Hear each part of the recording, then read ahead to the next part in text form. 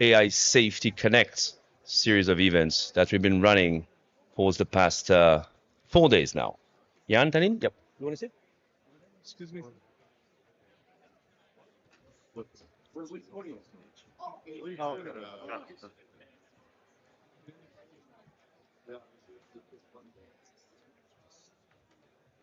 Hello sir हाँ वो मैं क्या बोलने लगे थे तो वो वर्चुअल इशू मैं शुरू करता हूँ अभी ठीक है Any? Is everybody here? This should be a safe Wow.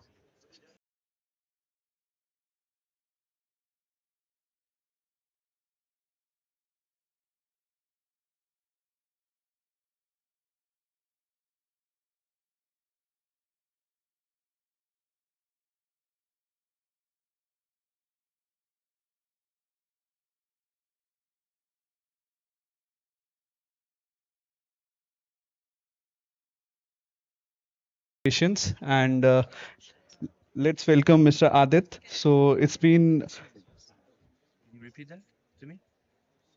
So we have a keynote session scheduled by the ministry immediately on some priority basis for Mr. Adit Pagasis. He's the founder of the founder of what? Is that basically startup based in India? Yeah. Okay. So for today's session, we could be giving you another 10 15 minutes. No, I cannot do that now. I'm sorry. I cannot do that. I cannot do that. I cannot do that. Bring the minister here right now. Otherwise, you'll have a problem. Seriously. Yeah. Yeah. Minister is in the meeting. I know. We cannot change that. Let the session get over. Yeah, yeah, yeah. We've started it. Let the session get over. उसके बाद हम लोग कर लेंगे. He's already closed by 10 minutes. उसके बाद तुरंत हम लोग कर लेंगे. cannot do that. Does that work? Because they've started. They were announced. Please go ahead. I don't understand. One more. Allez. Oh. All right. Good afternoon, Your Excellencies, distinguished panelists and guests. Thank you for being here with us at Bhat-Manipam. I'm Cyrus Ades, and I'm here with my co-founder of AI Safety Connect, Nicolas Miao. Wait. All right. Why is it that AI Safety Connect is convening you today, and why is it that we exist? Well, it's clear to, I think, most of us now that the race towards artificial general intelligence is no longer a theoretical pursuit. As billions and maybe trillions now of dollars are getting deployed to push the frontier of artificial intelligence, the technology is now advancing rapidly. And safety is not keeping pace with it. There are wonderful opportunities on the other side of this quest. There are also big risks.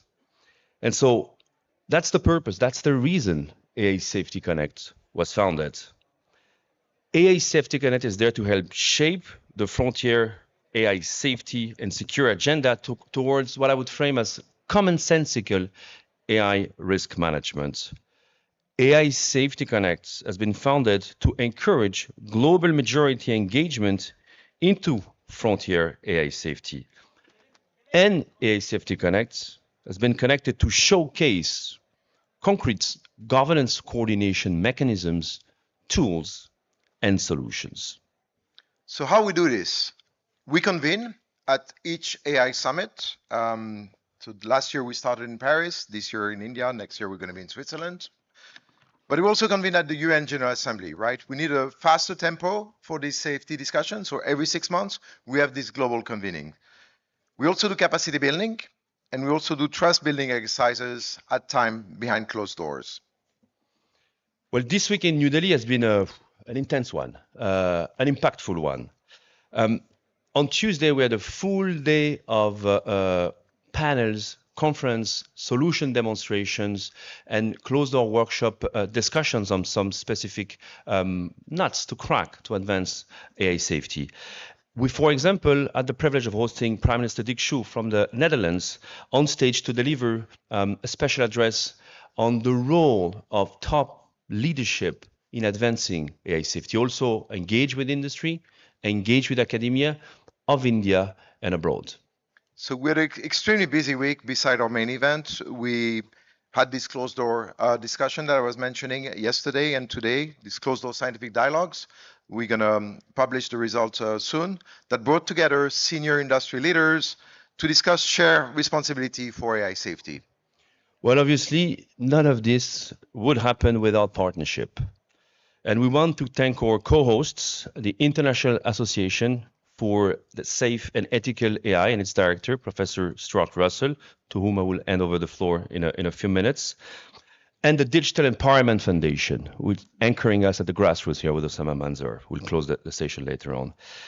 And we obviously want to thank our sponsors and supporters, starting with Simpatico Ventures. Eileen Donahoe will moderate that panel, and we're thankful for that. The Future of Life Institute, Ima and Jan, who's been supporting this effort, and the Minderu Foundation, whose team is here as well with team. And it's great to have your support, and we are thankful for that. Yeah. So today we're about to hear from His Excellency Matthias Cormann, who's the Secretary General of the OECD. We're going to hear from Her Excellency Ms. Josephine Teo, who is the Minister for Digital Development and Information at the Government of Singapore. Thank you for your continuous support. Really appreciate that. Same for Jan Tallinn, who's the AI investor, but also a founding engineer at Skype and the co-founder of the Future of Life Institute. And last but not least, we also have Minister Deo, who's going to be with us from Malaysia, Minister for Digital Development and Information. Thank you, Minister. As well as Vice President Kim, for digital and AI at the World Bank. So an extremely important conversation to have. And before we welcome you to the stage, I would like to hand over the floor to Professor Stuart Russell to say a few words and to speak about also what's happening next week in Paris. Thank you so much.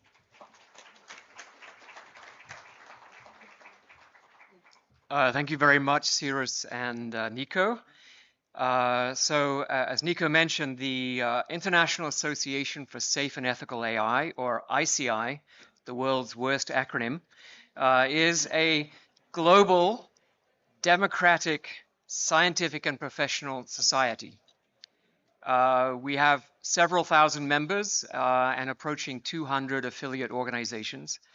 Our mission is to ensure that AI systems operate safely and ethically for the benefit of humanity. And as Nico mentioned, our second annual conference will take place in Paris starting on Tuesday. It's still, I think, possible to register, but we're already up over 1,300 people coming. It's at UNESCO headquarters in Paris.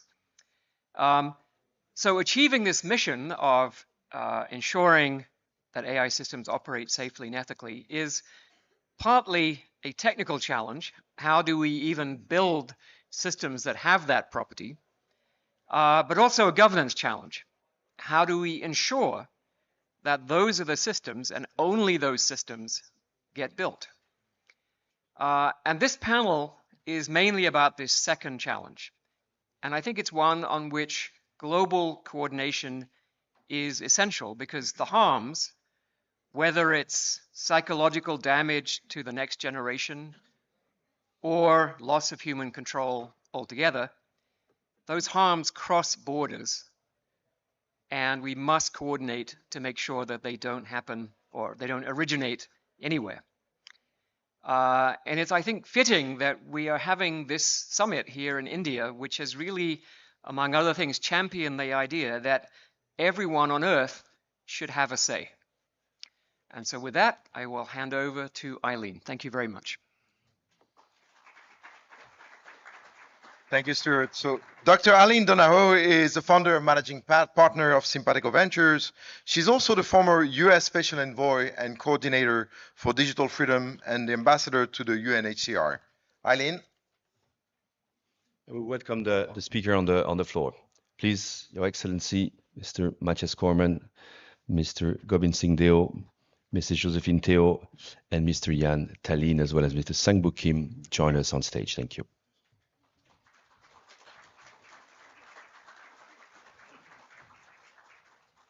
Okay, given this remarkable panel and the very short time we have, let me very briefly frame our discussion and get right to our speakers. So we're here to share views on the opportunity for policymakers to impact international AI governance. As the race towards AGI and superintelligence intensifies, AI safety advocates face a compounding challenge.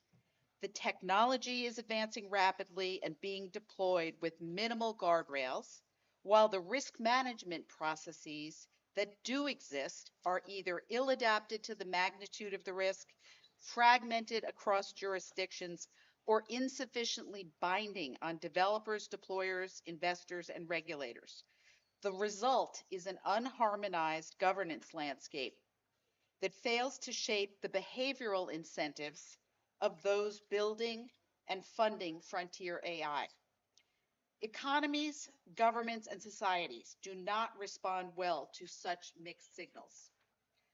While much of the discourse on frontier AI safety has focused on AI superpowers, there's an urgent need for deeper international diplomacy on the most extreme risks. At this juncture, middle powers and global majority states can't be seen as peripheral actors in this landscape. Through pooled resources, market leverage, normative influence, and regulatory innovation, they can shape the direction of global AI practices and safeties. Leading from the middle may turn out to be a more powerful approach than previously anticipated. Whether or not that collective power is exercised now will determine whether international AI governance moves from the rhetorical level to the real world impact on safety. This panel will aim to identify present day coordination gaps in international AI safety and highlight practical steps policymakers can take in the coming months to close them. So to our panel, I'll start with Secretary General Corman. The OECD has done remarkable work over the past decade, developing consensus on the OECD principles, providing a definition of AI systems that has resonated internationally, and playing an international role in operationalize the Hiroshima International Code of Conduct.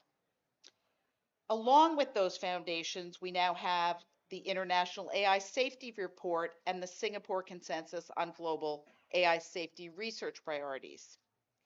With these principles, definitions, and frameworks in mind, two-part question for you. First, what are the key lessons learned from the process of building consensus and then implementing these frameworks? And then second, looking ahead, what's the most critical piece of coordinated frontier AI safety infrastructure we should be building now? Some have called for an international incident response center, and we're all curious whether you think that should be a priority and achievable. Just some small, easy questions. In terms of, what is the key to success? What is the sort of most important lesson on like looking back on what we need? Well, trust is built through inclusion and on the basis of objective evidence. And I think what we've learned over the last few years is that bringing together all the relevant actors, governments, companies, civil society, technical experts is what we need to do. I mean, each has a different perspective and different imperatives. I mean, markets reward the private sector for speed, scale, and innovation, while governments must manage risk and protect the public interest without stifling progress. But a challenge, and it's been mentioned in some of the opening remarks, a challenge for policymakers in this context is that AI is